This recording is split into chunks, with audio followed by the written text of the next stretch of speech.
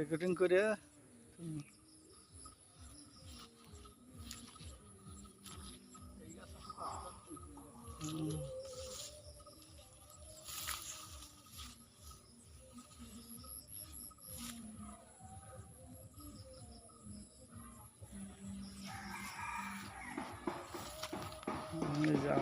ছোট আম দেখেন এখানে 3 পিস আমের সাইজ কত সুন্দর।